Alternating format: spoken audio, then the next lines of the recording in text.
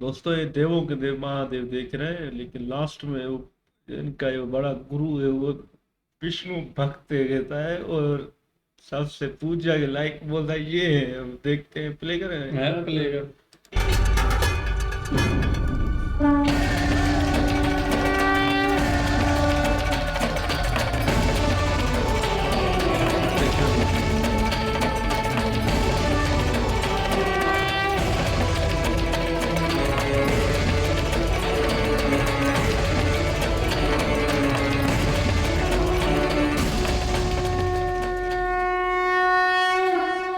प्रजापति दक्ष की, भगवान विष्णु की, प्रजापति दक्ष की, भगवान विष्णु की, प्रजापति दक्ष की, भगवान विष्णु की, प्रजापति दक्ष की, भगवान विष्णु की, दक्ष की, प्रजापति दक्ष की।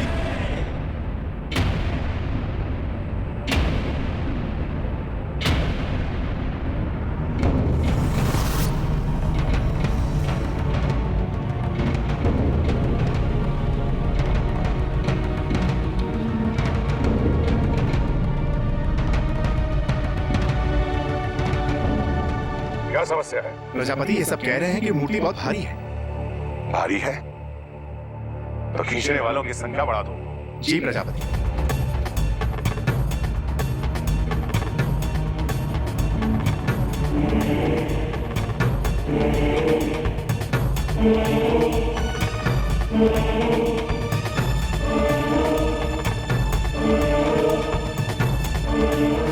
और बल लगवाओ, संख्या कम पड़े तो और संख्या बढ़ाओ।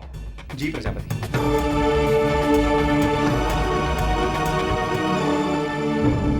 प्रजापति दक्ष, आप कितना भी प्रयास कर लें किंतु ये कार्य संपन्न नहीं हो पाएगा। आप क्यों स्वीकार नहीं कर लेते कि भगवान विष्णु की ये मूर्ति अधूरी है, इसलिए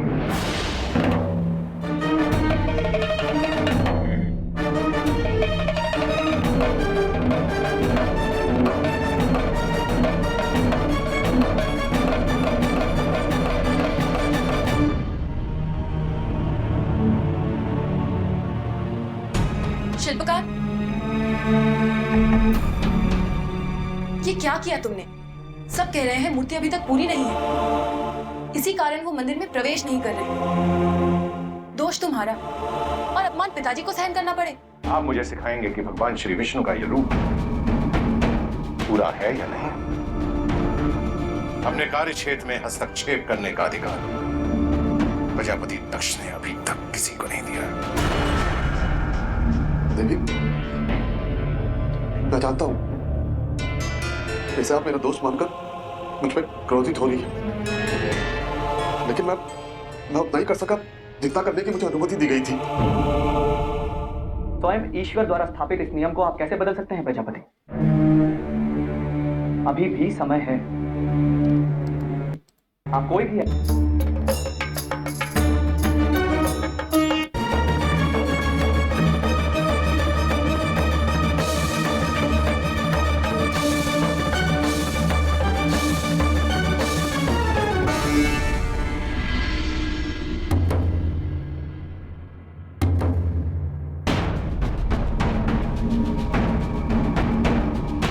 मूर्ति स्थापना में जो भी बाधाएं हैं उन्हें दूर करने के लिए विष्णु जी को और प्रसन्न करना होगा, और उसका एकमात्र उपाय है नारायण यज्ञ। प्रजापति जी, नारायण यज्ञ कोई साधारण यज्ञ नहीं है। इसकी सफलता के लिए हमें 108 प्रकार के फूलों की आवश्यकता होगी, विशेषकर पारिजात के फूलों की। लेकिन यहां कहां मिलेंगे पारिजात के फूल? मैं लेकर आऊंगी पारिजात के फूल। सती तुम नहीं, मैं तुम्हें उस घने वन में नहीं जाने दूंगा। इसके लिए मैं किसी और को भेजूंगा। आपकी सेवा करने का अवसर मुझसे न छीनिए पिताजी, ये तो मेरा सौभाग्य है। सौभाग्य तो मेरा है कि मुझे तुम जैसी पुत्री प्राप्त हुई। मेरे कारण तुम्हें तनिक भी कष्ट पहुंचे, इसके लिए मैं अपने आप को कभी क्षमा नहीं कर पाऊंगा। मुझे कुछ नहीं होगा, भगवान विष्णु मेरी रक्षा करेंगे। दश्री, आप कतई चिंता ना करें, हम सब सती के साथ जाएंगे। आपकी सती को कुछ नहीं होगा, हमारा विश्वास कीजिए।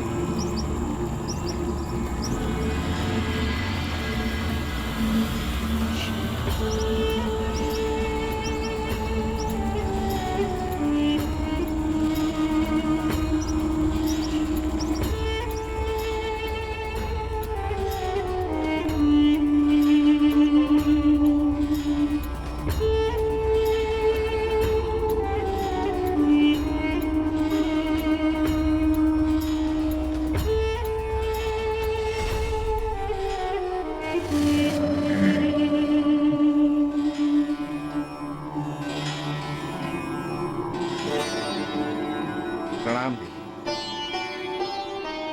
महर्षि दधीची के आश्रम में आपका स्वागत करता हूँ। मैं दिशा भटक गई। दिशा भटकना ही दिशा को पाना है।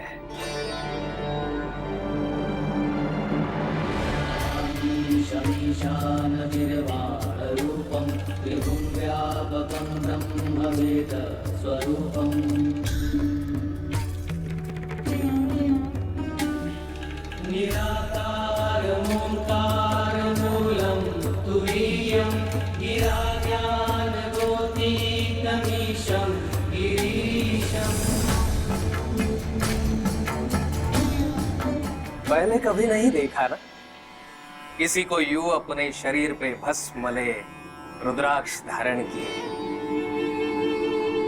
हम सबके जीवन का अंतशेष ये भस्म ही तो है। बस जो हमें कभी भूलने नहीं देता कि इस संसार में सब कुछ नश्वर है, स्वयं ये संसार भी। ऐसे संसार से फिर मोह कैसा? और ये बीज है रुद्राक्ष के। बीज कभी नहीं मुरझाते, कभी नहीं मरते, वो तो जीवनदायी है, आत्मा की तरह। इस सत्य से हम कभी दूर न हो, इसीलिए हम रुद्राक्ष बीज की माला धारण करते हैं। यही हम शिव भक्तों की पहचान है। शिव, हाँ देवी, शिव, भगवान शिव शंकर महादेव, जिनकी दिव्यता को आपके पिताश्री प्रजापति दक्ष ने हमेशा से नकारा है।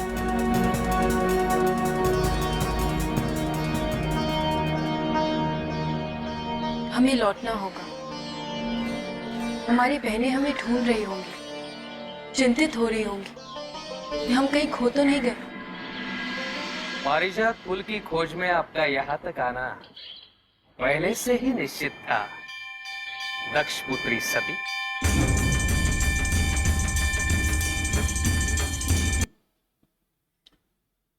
भाई ये भी इनको भी सब पता है कि अरे भटकना ही दिशा को मिल जाता है भाई।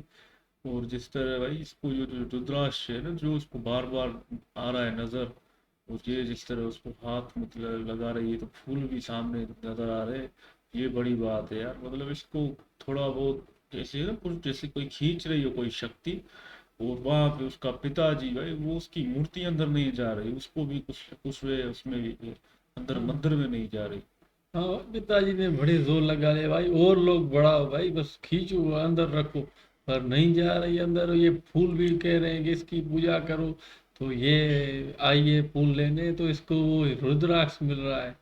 रुद्राक्ष को मिल तो गया है। एक तरफ शिव जी के भक्त है, वो भी बोलते तुम पहुंच गई, हमारे हैरान हो गए ना, ये फूलों के लिए भटकती भटकी शिव जी के है ना, लोगों के पास पहुंच गई है ना, वो तो हैरान हमें भी कर दिया। एक तरफ इसका बाप है, वो भी इस चीज को मानता नहीं।